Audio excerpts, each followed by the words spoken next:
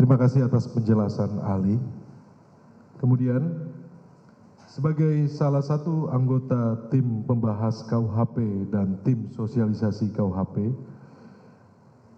bagaimana rumusan perintah jabatan sebagai alasan pembenar dalam KUHP yang baru saja disahkan? Meski KUHP nasional tersebut baru akan berlaku 3 tahun kemudian. Tolong jelaskan, Saudara ahli. Baik, sebelum menjawab pertanyaan dari penasihat hukum, rumus dari pasal 51 itu mengatakan tidak dipidana, niat strafbar atas suatu faith atau perbuatan ya. Nah, tetapi kalau kita cermati lebih lanjut, sambil mungkin mohon izin apakah bisa ditampilkan, mohon izin majelis, apakah bisa ditampilkan rumusannya, baik ya.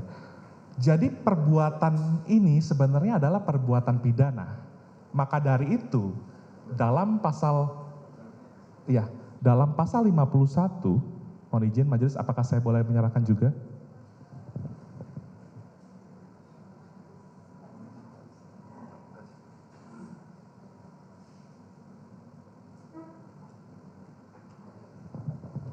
Izin mengulangi majelis. Jadi dalam pasal 51 ayat 1 ini yang dihapuskan adalah elemen melawan hukum. Berarti sebenarnya ada suatu perbuatan melawan hukum di sana gitu. Tapi memang rumusan awalnya adalah faith ya atau perbuatan. Nah, tapi dalam KUHP yang baru saja disahkan meskipun daya lakunya itu 3 tahun kemudian, tapi sekiranya ada nilai-nilai hukum yang mungkin bisa kita gali di sini. Dalam pasal 32 KUHP baru, setiap orang yang melakukan perbuatan yang dilarang. Jadi KUHP baru secara ekspresif verbis menyatakan bahwa setiap orang yang melakukan perbuatan yang dilarang karena adanya suatu perintah jabatan, maka dia tidak dipidana. Nah, lebih seperti itu. Nah, jadi ada penegasan dari KUHP bahwa perbuatan atau faith yang dimaksud dalam perintah jabatan atau amtelk bevel ini adalah perbuatan yang dilarang atau bisa dikatakan sebagai perbuatan yang bersifat melawan hukum atau wederrechtelijkheid. Demikian majelis. Mohon izin majelis diteruskan rekan saya.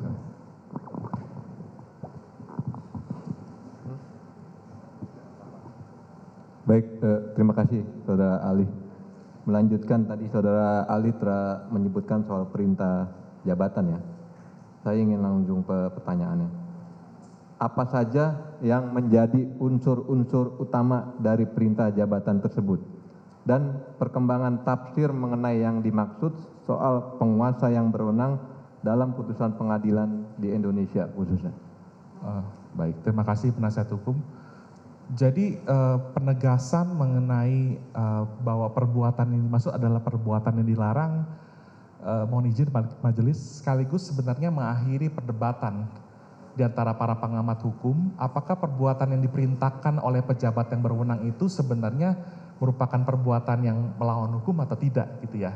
Nah, tadi kalau ditanyakan apa saja unsurnya, maka kalau kita merujuk pada perkembangan jurisprudensi putusan-putusan pengadilan mulai dari tahun 1950 sampai 1970, maka sebenarnya titik tekan dari jurisprudensi ini adalah yang pertama subjek dari pemberi perintah tersebut. Artinya bicara tentang subjek pemberi perintah tersebut atau pejabat yang berwenang atau penguasa yang berwenang yang dalam bahasa aslinya dikatakan sebagai bevoegde gezag, itu berarti dia memang memiliki otoritas. Dan titik tekan yang kedua dari jurisprudensi tersebut adalah isi perintah tersebut. Ada perintah jabatan yang diberikan oleh orang yang memang memiliki otoritas untuk memberikan perintah tersebut. Nah, dalam perkembangan ya majelis, meskipun tidak ada kaitannya langsung dengan pasal 51 KUHP, ada beberapa putusan Mahkamah Agung dalam perkara tindak pidana pelanggaran HAM berat dalam kurun waktu 2004 sampai 2007. Ada tafsir dari Mahkamah Agung atau ratio decidendi ya sebagai pertimbangan hukumnya, itu yang menafsirkan sebenarnya siapa yang dimaksud dengan penguasa yang berwenang atau pejabat yang berwenang tadi gitu ya. Nah, jadi menurut Mahkamah Agung itu yang pertama adalah ada hubungan secara de facto dan de jure dari perintah yang diberikan tersebut. Dan kemudian titik tekan yang kedua adalah ada pengendalian efektif yang lahir dari hubungan hierarkis kepemimpinan atau chain of command yang biasanya bisa dijumpai dalam dunia kemiliteran atau juga dunia kepolisian. Kurang lebih seperti itu. Oke, baik Ali.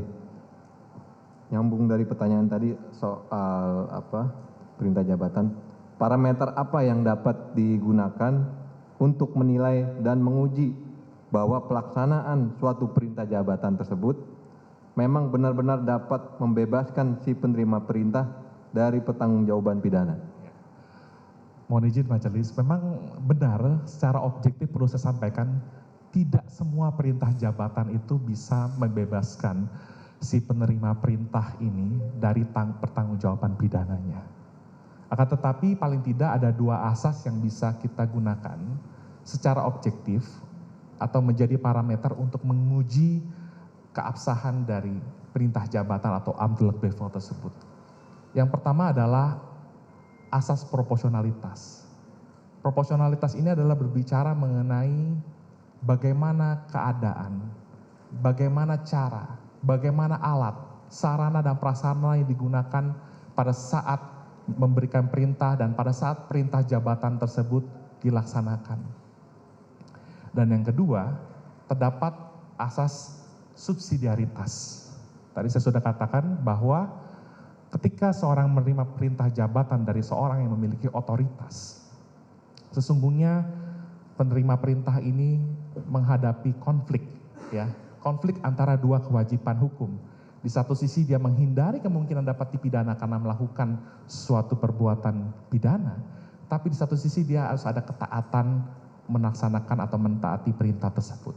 Nah, ketika diperhadapkan pada dua kewajiban ini, maka asas subsidiaritas akan menguji mana yang sebenarnya harus lebih dipilih oleh si penerima perintah.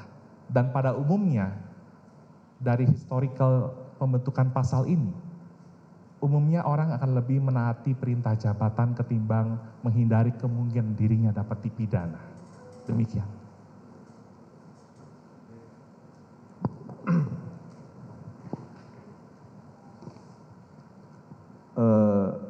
Apabila seseorang penerima suatu perintah jabatan dari penguasa atau pejabat berwenang untuk melakukan suatu perbuatan yang melawan hukum, misalnya tindak pidana pembunuhan, apakah ia si penerima perintah dapat berlindung dan dengan menggunakan alasan adanya perintah jabatan sebagaimana dimaksud pasal 51 ayat 1 KUHP yang saudara ahli tadi?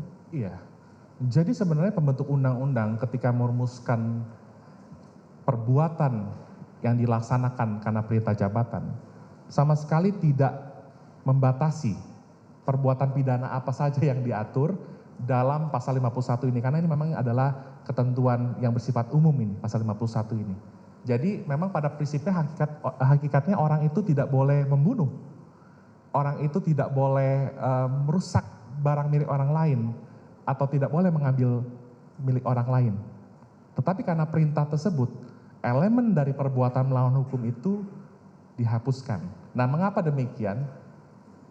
Karena memang ketika perintah jabatan ini diberikan, ada hubungan hukum publik yang terjalin di antara pemberi dan penerima perintah, atau public relic for holding.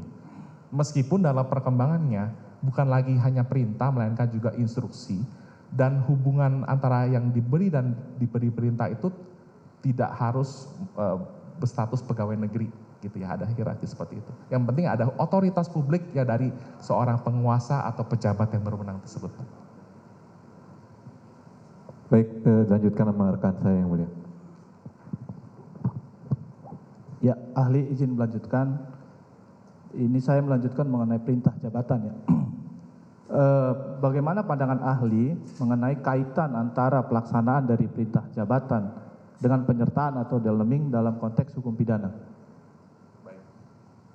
Berbicara mengenai kaitan antara perintah jabatan dan penyertaan sebagaimana dalam pasal 55 KUHP, maka sebenarnya ini adalah dua hal yang berbeda tapi bisa memiliki keterkaitan.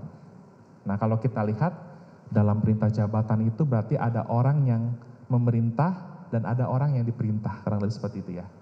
Dan kalau bicara tentang penyertaan, maka ada 4 kapasitas pelaku ya.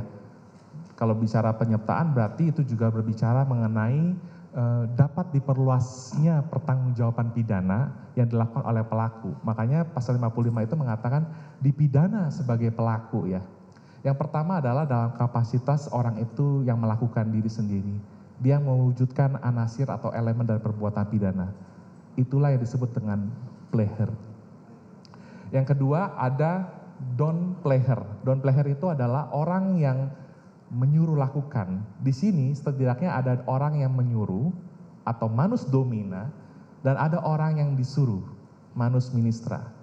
Umumnya orang yang disuruh ini tidak dapat dipertanggungjawabkan karena dia itu hanya dianggap sebagai alat dari yang disuruh. Yang ketiga adalah mideplegan, artinya orang itu turut bersama-sama mewujudkan suatu delik, ya, baik dia memenuhi unsur atau tidak memenuhi unsur di antara para pelakunya. Dan yang terakhir adalah with looking atau with looker orangnya.